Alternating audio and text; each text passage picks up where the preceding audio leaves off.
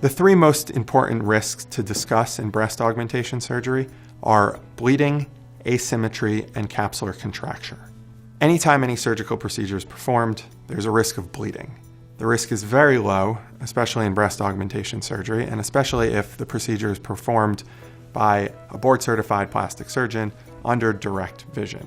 There are small blood vessels, and any bleeding is stopped. Therefore, the risk in qualified hands of bleeding is very small. The biggest risk in breast augmentation surgery is not really a risk, but it needs to be thought about and discussed. All breasts are asymmetric. We tend to consider them sisters, not twins.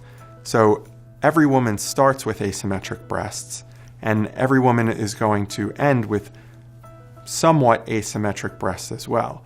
We attempt to make them as symmetric as possible. There are things we can do to increase breast symmetry, changing the size of the implants, lowering or raising the lower border of the breast or the inframammary fold.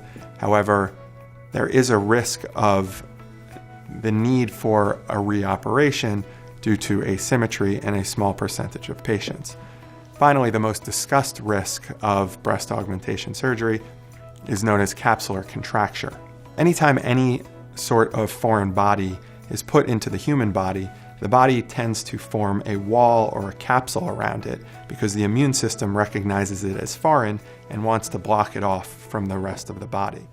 In the case of a breast implant, the body forms a breast capsule. Sometimes this capsule becomes overactive and squeezes on the implant, causing what's called capsular contracture.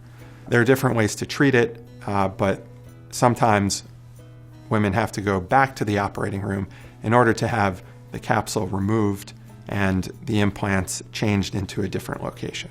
So those are the three most discussed and probably most well-known complications of breast augmentation surgery.